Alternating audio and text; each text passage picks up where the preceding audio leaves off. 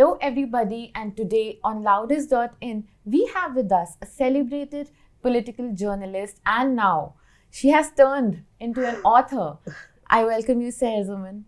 Oh, Jasvi, thank you so much. Wonderful. It's our pleasure to have you here. No, I'm very happy to be on this very young and happening platform dedicated to music, and for a young platform such as yours to pick up a legend from the golden era. I see the coming together of two very different worlds. So, thanks. Thank you for joining in. Thank you so much. So, Seher, firstly, a completely different background, political journalism, Right. and then you have turned into an author.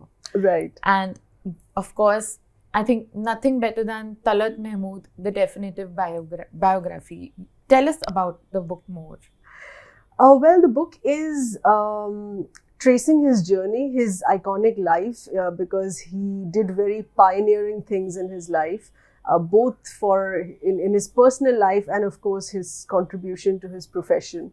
Yeah. And the book came to me suddenly out of the blue, because I mean, it wasn't about reclaiming a legacy. I mean, I'm related to him. He's my grand uncle. No one can take that away. It's there. So it's not really a reclaiming. It's more about revisiting his legacy and reintroducing it to today's readers and to today's music lovers and book readers.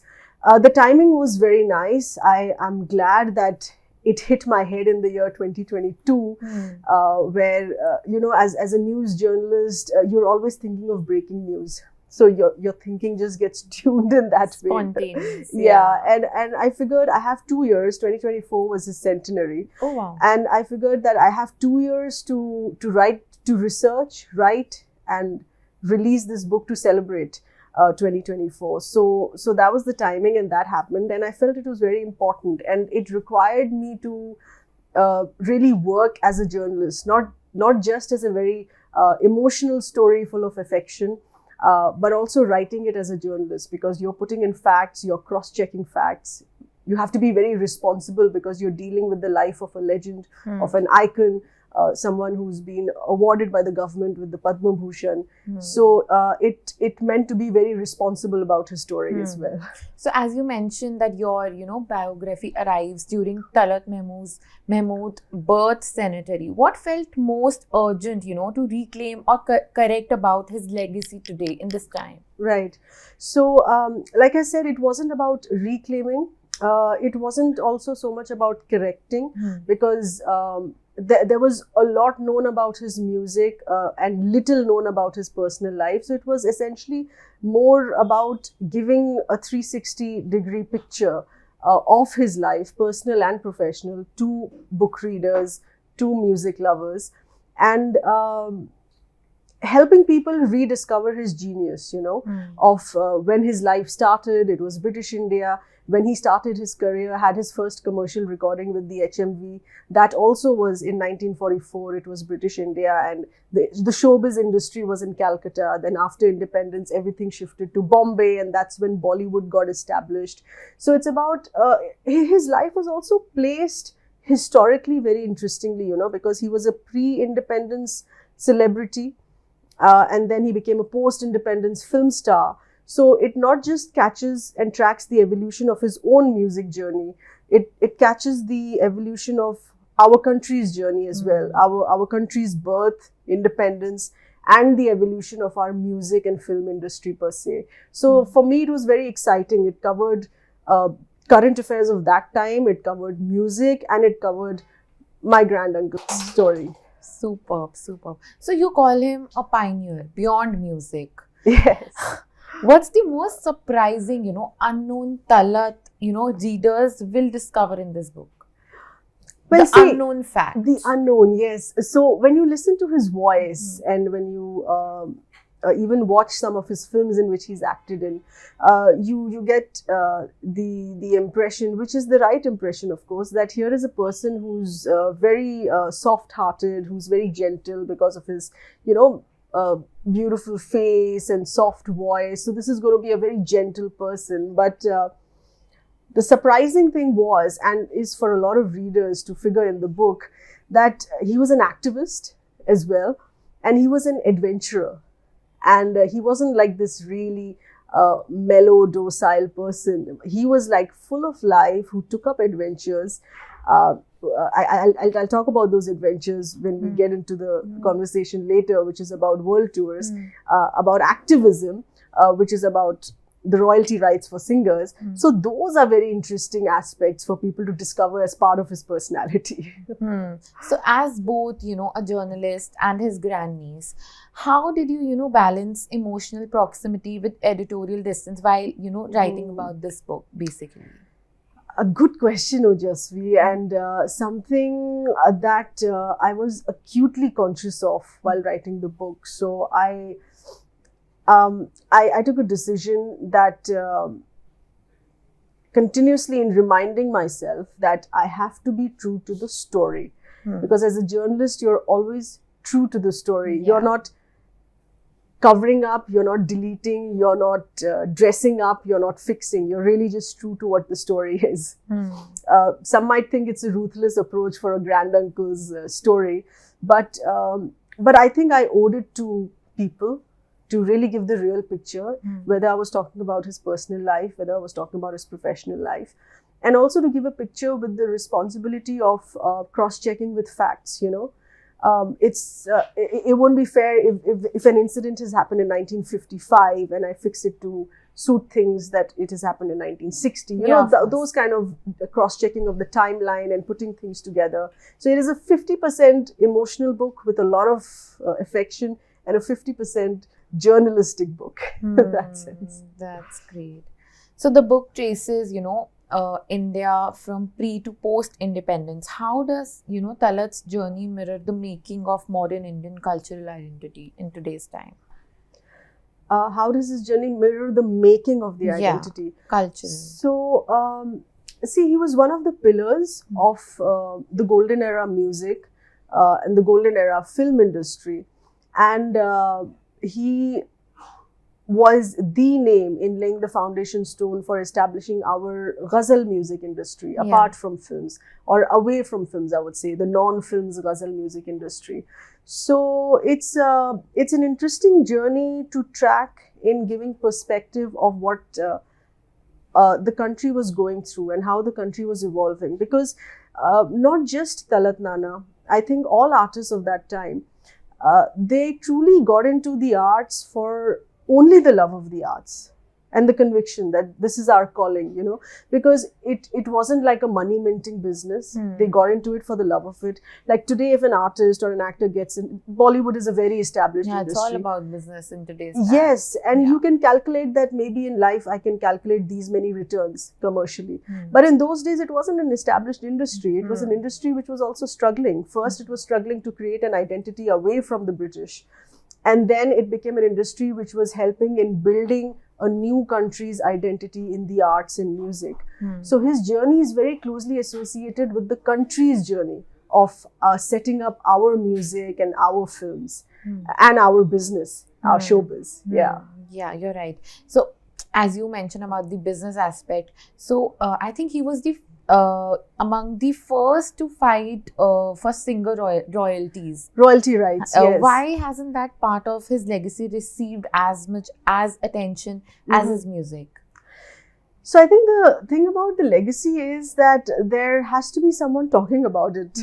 So I think I'm playing that part of revisiting certain aspects of his legacy which are forgotten and talk about it and remind people. Of course, the music is out there for people to hear and rediscover and enjoy.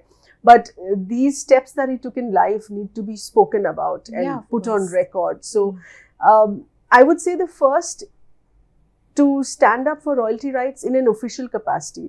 Because the first to mention it and talk about it was Lata Mangeshkar ji. Yeah, of course. And she did it at a personal level in the sense that she asked for her own songs.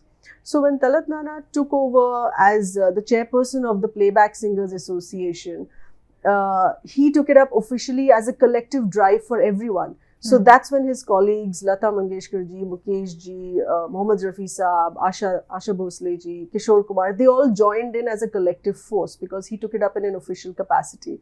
And I think it was phenomenal because for 3 months there was a protest.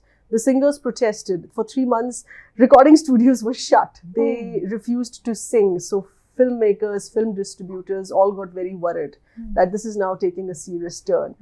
So that was the first big step. Yeah.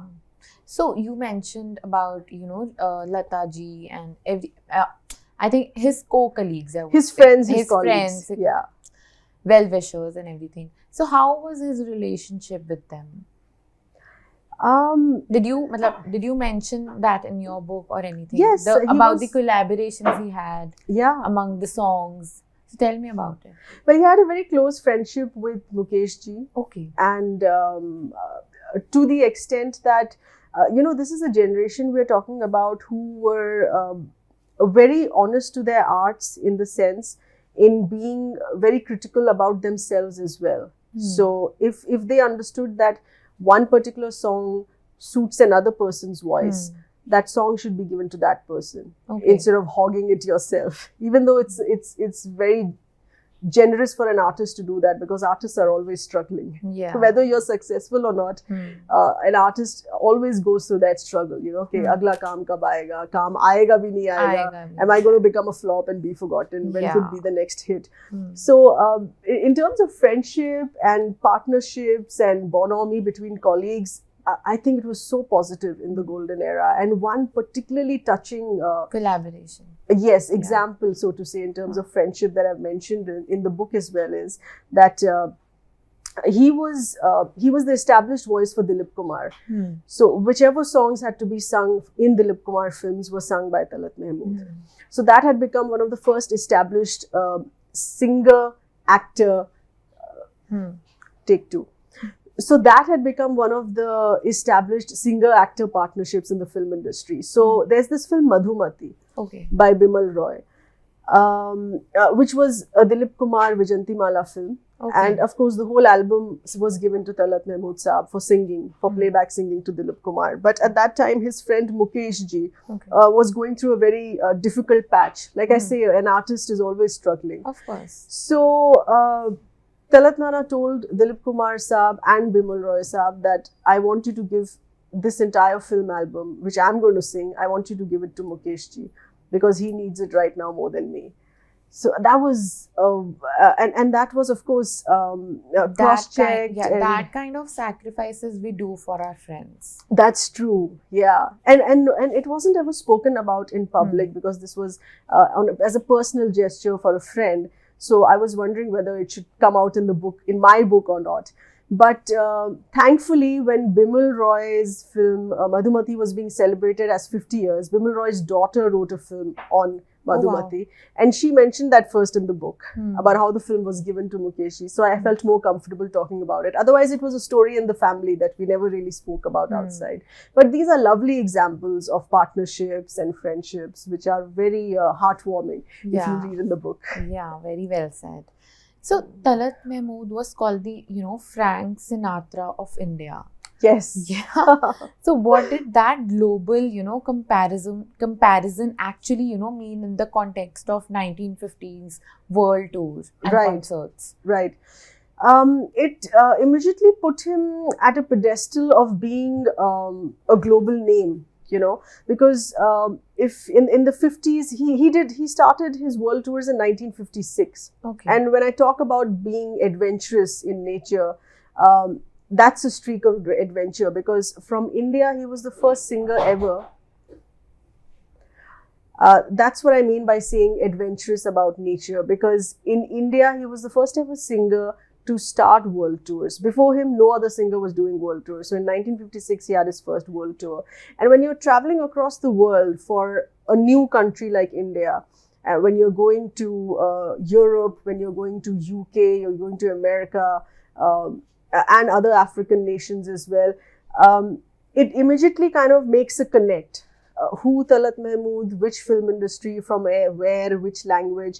But you relate that to an international star and say the Frank Sinatra of India, it kind of immediately makes that connect of what his stature is back home, And it just spoke a lot about the outreach of his music at an international level and how his voice was perceived by a Western global audience. Yeah. That's great. So from Lucknow to Bombay, how did these cities, shape both his sound and stardom? shaped his stardom forever, of course, because he was the film star, the film playback singer for films.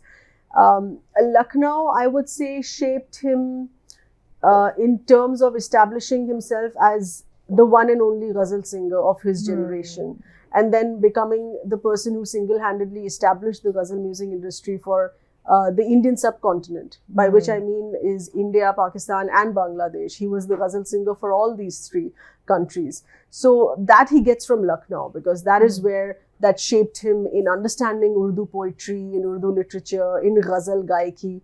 But Bombay, of course, made him the true film star of getting in and widening his repertoire of not just singing a niche genre of ghazals, but widening it into singing film songs. So, and that was the, as we say, it wasn't called Bollywood at that time, but being in films is the peak of your career if you're in the arts. So what was it called? I think it was just called the Hindi film industry. Okay. Yeah, Bollywood is a term, I think, which came in the 80s. Okay. If I'm not mistaken. I didn't knew that. That's a new information. Yeah.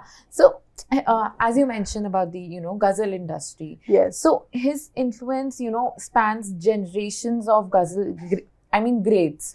Yes. What, in your view, made Talat the true architect of India's non-film, ghazal industry? Right. First, I think he gave it that commercial value. He made it like a saleable product which establishes an industry and lends more seriousness to it. It's not just a hobby. Ghazal singing was not just a hobby, because he was so successful and cut multiple contracts with HMV Records to sing ghazals, which were not filmy ghazals, which were completely away from the film industry. They were non-film ghazals, independent. Okay. So it was part of indie music, independent music. But because his ghazals sold, so he established that as an industry, and it became a milestone for the next generation of ghazal singers or anyone else who thought, I want to be a ghazal singer and even make a living out of it. So when we talk about the next generation of greats are like Mehdi Hasan, Talat Aziz, Pankaj Udas, Jagjit Singh, and all of them have always said in their life, especially, which is also recorded in my book, especially Mehdi Hasan and Jagjit Singh Saab, who had in their own lifetime always said on record that if it wasn't the success of Talat Mahmood, and if it wasn't us being such huge fans of Talat Mahmood, we would have never thought of becoming ghazal singers ourselves. So they always wanted to emulate him. Look up and emulate him and be that driving force. So I think he set the track for that.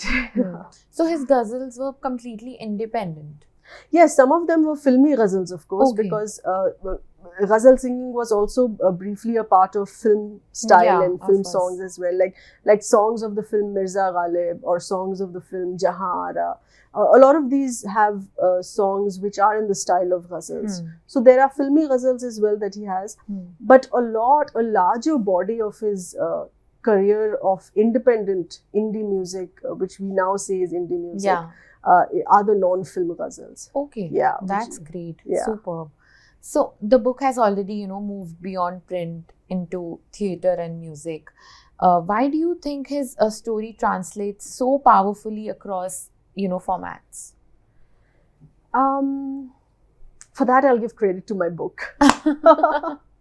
Because I think the way it's been written and presented, because I come from television, even though I've been as much a part of print industry as well. But my style of writing is very chatty. It's like how I'm speaking to you or how I speak to my audience on television. So that has translated into my book as well. That very, very direct first person conversational style. And I was always very conscious that never for a reader to pick up the book and feel that this is a very heavy piece of history and it's like a burden and it could be boring and it's of a bygone era or we don't relate to it. I always wanted to make it very relatable. So a lot of young journalists such as you who have spoken to me in the past as well, read the book and wanted to review it with me, have said that they felt it was something that it's current and they can relate to, whether it's about his fusion. He did a lot of fusions in the genre of ghazal. Some of his ghazals are sung with drums and guitar. It's unthinkable. Yeah. And he was doing that in the 1960s. Or his efforts on royalty rights or global tours or international collaborations, all of that felt very current when people were reading it. Of course. And I think that's why that has caught the fascination of people. And when you say that it's been adapted into theatre, it's been adapted into music and dance shows, all of that has happened only after people have read the book. Like the Suhaila Kapoorji, who's a very senior theatre director, she wanted to adapt it into a theatre play after she read the book, because she just loved the book and she picked it up. And the same goes for music shows and dance interpretations, dance ballets, because it's about reading through the book, where I have now taken up the role of being a live narrator as well, where I read and narrate his story live on stage from the book, and then there are music and dance interpretations into that. That's great. So if there's one, myth about Talat Mahmood you had want that in this biography to, dismantle, what would it be on, and why does it matter now in this time? I think one myth was that his career faded because he got distracted into acting. So he acted in about 13 films as well as the main hero of the film. And he had very big actresses as his co-stars, such as Nutanji, Shama, Suraya, Mala Sinha. They were all the top actresses of that time, and he was cast opposite them to lead the film. For people who follow the golden era, often criticize him for that, saying that, he got distracted into acting and therefore his singing suffered and his singing career got derailed. So that is one huge myth, I would say, because he was not interested in acting. He started his career as a singer, and he was a very shy person, and he didn't want to be in front of the camera. It's just that certain directors and film producers noticed that he has a huge female following, and he's very handsome, and his pictures come good on the cover of albums, and we should tap that. So he was literally pulled in front of the camera. And that's why he did only 13 films, because even though a couple of those films were hits, they were Silver Jubilee hits, but later, after 13 odd films, he put his foot down and he said, no, my real calling is a singer, and I shouldn't continue in acting. So I think that is a huge myth, that people need to understand that as an artist, it's not just about the greed of glamour or greed of being in front of the camera. When an artist recognizes his or her real calling, you stick to that. And I think that was a big deal to fight that temptation, I think. To be this rocking hero of the film industry and just be behind the scenes, to be an actor, to be a singer first. And a lot of people came to me saying that he has so much pain in his voice, and when you listen to him, it makes you cry, you're instantly in tears. So he must have been a very sad person. Which is again a myth. Because my mom, who knew him very, very closely, because she spent a major part of her childhood with him as her mamu, as her uncle, she would always say that he was this live wire. He was always joking all the time and pulling children's legs and cracking jokes, and really a person full of life. Not someone who was consumed with so much grief singing those songs. I think he brought that out only while he was singing, but not sad in life. Definitely. So tell me one good reason in today's time the Gen Zs should buy this book. Tell me one good reason. Inspiration. Yeah, inspiration to first decide what you think is your real calling in life, what you want to do in life, and then stick to it. Because this was at a time where people from good families were discouraged from joining the film industry. Like in our family, his own father said that no.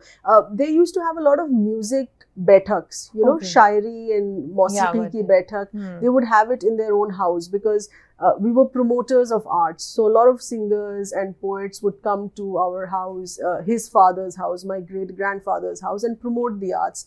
So when he decided to become a singer, he was told by his father that we don't enter the arts profession. We only promote it, but we don't become artists ourselves and earn from it commercially. So there are a lot of battles to fight when you decide what you want to do, and then you achieve those, you win those battles, and then you establish something and leave behind a mark as a professional, as an artist, which has left a huge mark in the music scene, and nationwide and even worldwide, how he's remembered in the Indian diaspora or the Asian diaspora, so to say. So I just think an extremely inspirational story to read in that sense. Yeah. Great. So Sarah, my last question would be that what is your favorite ghazal or a song by your Nana? Oh, there's so many. So I would love for you to sing also. Yeah. Or a ghazal or a shairi Right. you relate to, and you and it's very relevant in today's time. Okay. So so this is a filmy song, a filmy ghazal, and it became very important or close to me while I was writing the book. It was already one of my favorites, but the lyrics became such that, when I was writing the book, I was missing him a lot. And it's not as if I never personally knew him. I met him and he passed away when I was well into college. So I've spent a considerable amount of my childhood and early adulthood with him. So, but when I was writing the book, I would really miss him, and I would want to have these conversations with him to know more. And I felt that he's, like sitting next to me and guiding me, that because when you're writing a book, you hit a roadblock. Yeah, and even though he was family, but I had not documented his life. I was also rediscovering and researching as a true journalist. And I would get stuck in places, and I would feel that he's whispering into my ears and saying, try this. Maybe you need to go to that city, or speak to that person, or find that route. I was really getting these clues, and but I really used to feel that I want to just catch hold of him if I could and sit and just talk to him. It would be so much easier. Yeah. So this song would come to me all the time, so I can sing those lines. Okay, great, super. So this is from the film Jahan. It's a 1964 cult classic hit. And the ghazal from this film is called Phir Wahi Sham. Okay. So I'll start from the middle, the antara, the stanza, so to say. And don't judge me, because I'm not, even though there's singing in the family, but I'm not trained. Of course. I'm just not professionally Your voice trained. is great. I'm telling you. It's very kind of you. Okay. And this is a bit sad, the song. जाने अब तुझसे मुलाकात कभी हो के ना हो, जो अधूरी रही वो बात कभी हो के ना हो, मेरी मंजिल तेरी मंजिल से बिछड़ आई है, फिर वही शाम, वही गम, वही तन्हाई, दिल को बहलाने तेरी याद चली आई है, फिर वही शाम. Amazing. Thank Love you. it. Thank Thank Amazing. you so much. So thank you so much, sir, for joining us. It was a pleasure Thank to you. have you here. Thank you so much. And guys, please go and check out this amazing book by Seher Zaman. Thank you so much. Thank you so much for your time. I loved being here. Thank you. Thank you so much, Ajasvi. Thank you.